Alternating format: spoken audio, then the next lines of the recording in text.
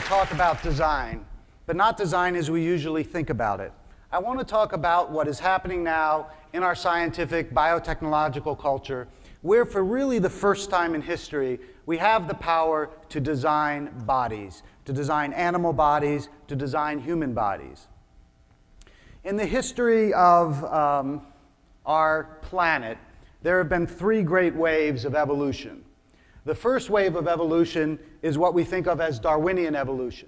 So, as you all know, species lived in particular ecological niches, in particular environments, and the pressures of those environments selected which changes through random mutations in species were going to be preserved. Then human beings stepped out of the Darwinian flow of evolutionary history and created the second great wave of evolution, which was we changed the environment in which we evolved. We altered our ecological niche by creating civilization. And that has been the second great couple 100,000 years, 150,000 year flow of our evolution.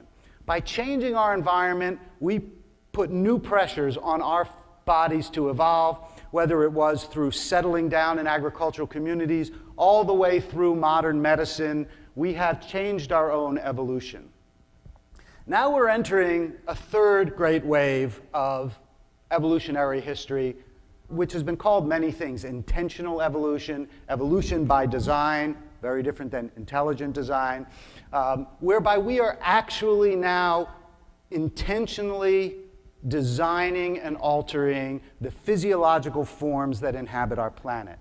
So I want to take you through a kind of whirlwind tour of that, and then at the end talk a little bit about what some of the implications are for us and for our species as well as our cultures because of this change. Now, we actually have been doing it for a long time. We started selectively breeding animals many thousands of years ago. And if you think of dogs, for example, dogs are now intentionally designed creatures.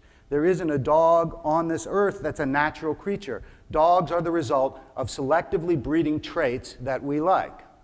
But we had to do it the hard way in the old days by choosing offspring that looked a particular way and then breeding them. We don't have to do it that way anymore. This is a beefalo. A beefalo is a buffalo cattle hybrid. And they are now making them, and someday, perhaps pretty soon, you will have beefalo patties in your local supermarket. This is a geep, a goat-sheep hybrid. The scientists that made this cute little creature ended up slaughtering it and eating it afterwards. I think they said it tastes like chicken. This is a kama. A kama is a camel-llama hybrid, created to try to get the hardiness of a camel with some of the personality traits of a llama. And they are now using these in certain cultures. Then there's the liger. This is the largest cat in the world, the lion-tiger hybrid. It's bigger than a tiger. And in the case of the liger, there actually have been one or two that have been seen in the wild. But these were created by scientists using both selective breeding and genetic technology. And then finally, everybody's favorite, the zorse. None of this is photoshopped. These are real creatures. And so one of the things we have been doing is using genetic enhancement or genetic manipulation of sort of normal selective breeding pushed a little bit through genetics. And if that were all this was about, then it would be an interesting thing. But something much more powerful is happening now. These are normal mammalian cells, genetically engineered with a bioluminescent gene taken out of deep-sea jellyfish. We all know that some deep-sea creatures glow. Well, they've now taken that gene, that bioluminescent gene, and put it into mammal cells. These are normal cells, and what you see here is these cells glowing in the dark under certain wavelengths of light. Once they could do that with cells, they could do it with organisms. So they did it with mouse pups, kittens. And by the way, the reason the kittens here are orange and these are green is because that's a bioluminescent gene from coral, while this is from jellyfish. They did it with pigs. They did it with puppies. And in fact, they did it with monkeys. And if you can do it with monkeys, though the great leap in trying to genetically manipulate is actually between monkeys and apes, if they can do it in monkeys, they can probably figure out how to do it in apes, which means they can do it in human beings. In other words, it is theoretically possible that before too long, we will be biotechnologically capable of creating human beings that glow in the dark. Be easier to find us at night. And in fact, right now, in many states, you can go out and you can buy bioluminescent pets. These are zebrafish. They're normally black and silver. These are zebrafish that have been genetically engineered to be yellow, green, red, and they are actually available now in certain states. Other states have banned them. Nobody knows what to do with these kinds of creatures. There is no area of the government, not the EPA or the FDA, that controls genetically engineered pets. And so some states have decided to allow them, some states have decided to ban them. Some of you may have read about the FDA's consideration right now of genetically engineered salmon. The salmon on top is a genetically engineered Chinook salmon using a gene from the salmon and from one other fish that we eat to make it grow much faster using a lot less feed. And right now the FDA is trying to make a final decision on whether pretty soon you could be eating this fish. It'll be sold in the stores. And before you get too worried about it, here in the United States, the majority of food you buy in the supermarket already has genetically modified components to it. So even as we worry about it, we have allowed it to go on in this country, much different in Europe, without any regulation and even without any identification on the package. These are all the first cloned animals of their type. So in the lower right here, you have Dolly, the first cloned sheep, now happily stuffed in a museum in Edinburgh. Ralph the rat, the first cloned rat. Cece the cat for cloned cat. Snuppy, the first cloned dog. Snuppy for Seoul National University puppy, created in South Korea by the very same man that some of you may remember had to end up resigning in disgrace because he claimed he had cloned a human embryo, which he had not. He actually was the first person to clone a dog, which is a very difficult thing to do because dog genomes are very plastic. This is Promedia, the first cloned horse. It's a Haflinger horse cloned in Italy, a real gold ring of cloning because there are many horses that win important races who are geldings. In other words, the equipment to put them out to stud has been removed.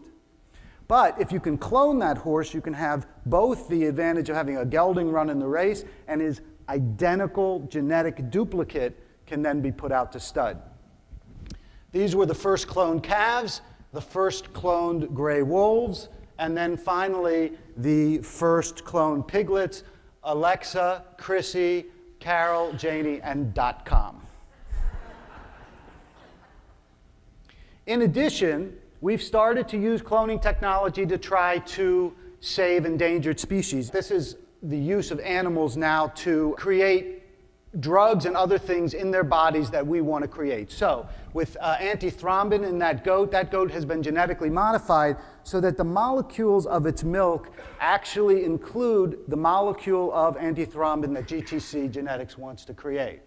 And then in addition, transgenic pigs, knockout pigs from the National Institute of Animal Science in South Korea are pigs that they are going to use, in fact, to try to create all kinds of drugs and other industrial types of chemicals that they want the blood and the milk of these animals to produce for them, instead of producing them in an industrial way. These are two creatures that were created in order to save endangered species. The guar is an endangered Southeast Asian ungulate. It was a somatic cell, a body cell was taken from its body, gestated in the ovum of a cow, and then that cow gave birth to a guar. Same thing happened with the mouflon, where it's an endangered species of sheep. It was gestated in a regular sheep body, which actually raises an interesting biological problem. We have two kinds of DNA in our bodies. We have our nucleic DNA that everybody thinks of as our DNA, but we also have DNA in our mitochondria, which are the energy packets of the cell. That DNA is passed down through our mothers. So really what you end up having here is not a guar and not a mouflon, but a guar with cow mitochondria, and therefore cow mitochondrial DNA, and a mouflon with another species of sheep's mitochondrial DNA. These are really hybrids, not pure animals. And it raises the question of how we're going to define animal species in the age of biotechnology, a question that we're not really sure yet how to solve. This lovely creature is an Asian cockroach, and what they've done here is they've put electrodes in its ganglia, in its brain, and then a transmitter on top, and it's on a big computer tracking ball. And now using a joystick, they can send this creature around the lab and control whether it goes left or right, forward or backwards. They've created a kind of insect bot or bug bot. It gets worse than that, or perhaps better than that. This actually is one of DARPA's very important. DARPA is the Defense Research Agency, one of their projects. These Goliath beetles are wired in their wings. They have a computer chip strapped to their backs, and they can fly these creatures around the lab. They can make them go left, right. They can make them take off. They can't actually make them land. They put them about 1 inch above the ground, and then they shut everything off, and they go poof. But it's as close as they can get to a landing. And in fact, this technology has gotten so developed that this creature, this is a moth, this is the moth in its pupa stage, and that's when they put the wires in and they put the computer technology so that when the moth actually emerges as a moth, it is already pre-wired. The wires are already in its body, and they can just hook it up to their technology, and now they've got these bug bots that they can send out for surveillance. They can put little cameras on them, and perhaps someday delivering other kinds of ordnance to war zones.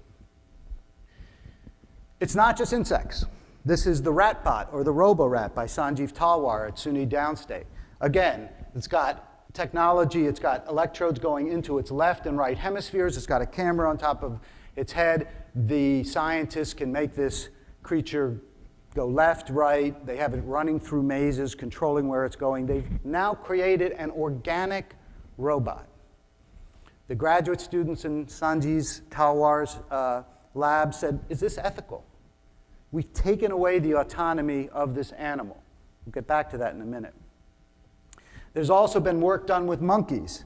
This is Miguel Nicolelis of Duke. He took owl monkeys, wired them up so that a computer watched their brains while they moved, especially looking at the movement of their right arm. The computer learned what the monkey brain did to move its arm in various ways. They then hooked it up to a prosthetic arm, which you see here in the picture, put the arm in another room. Pretty soon the computer learned by reading the monkey's brain waves to make that arm in the other room do whatever the monkey's arm did. Then he put a video monitor in the monkey's cage that showed the monkey this prosthetic arm, and the monkey got fascinated. The monkey recognized that whatever she did with her arm, this prosthetic arm would do. And eventually, she was moving it, and eventually stopped moving her right arm, and staring at the screen, could move the prosthetic arm in the other room only with her brain waves, which means that monkey became the first primate in history of the world to have 3 independent functional arms. And it's not just technology that we're putting into animals. This is Thomas DeMars, the University of Florida. He took 20,000 and then 60,000 disaggregated rat neurons. So these are just individual neurons from rats. Put them on a chip. They self-aggregated into a network, became a integrated chip, and he used that as the IT piece of a mechanism which ran a flight simulator. So now we have organic computer chips made out of living self-aggregating neurons. Finally, Musa Avaldi of Northwestern took a completely intact, independent lamprey eel brain. This is a brain from a lamprey eel. It is living fully intact brain in a nutrient medium with these electrodes going off to the sides, attached photosensitive sensors to the brain, put it into a cart. Here's the cart, the brain is sitting there in the middle, and using this brain as the sole processor for this cart, when you turn on a light and shine it at the cart moves towards the light. When you turn it off, it moves away. It's photophilic. So now we have a complete living lamprey eel brain. Is it thinking lamprey eel thoughts sitting there in its nutrient medium? I don't know.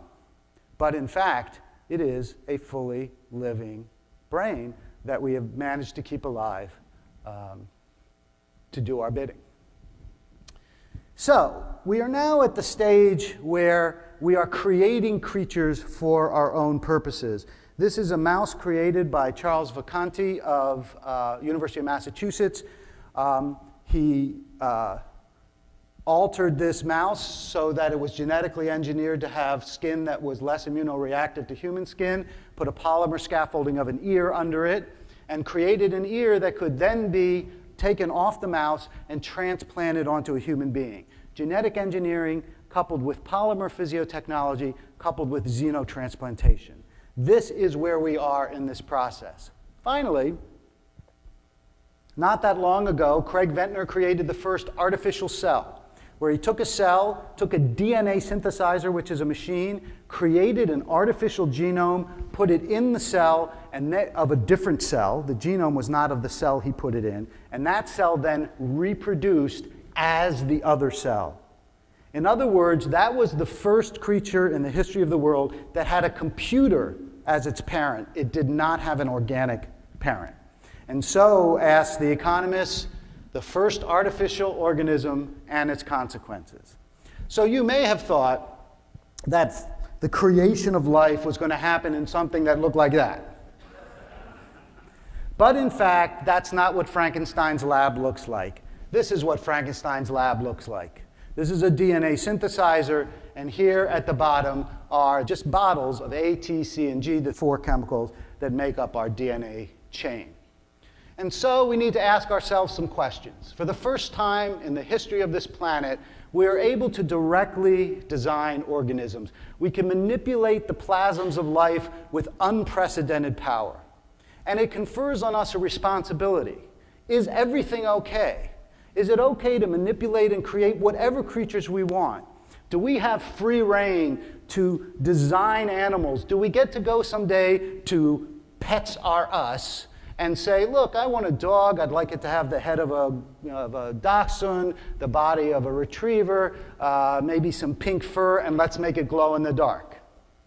Does industry get to create creatures who in their milk and their blood and their saliva and other bodily fluids create the drugs and industrial molecules we want and then warehouse them as organic manufacturing machines? Do we get to create organic robots where we remove the autonomy from these animals and turn them just into our playthings? And then the final step of this, once we perfect these technologies in animals and we start using them in human beings, what are the ethical guidelines that we will use then? It's already happening. It's not science fiction. We are not only already using these things in animals, some of them we're already beginning to use on our own bodies. We are now taking control of our own evolution. We are directly designing the future of the species of this planet. It confers upon us an enormous responsibility that is not just the responsibility of the scientists and the ethicists who are thinking about it and writing about it now. It is the responsibility of everybody because it will determine what kind of planet and what kind of bodies we will have in the future. Thanks.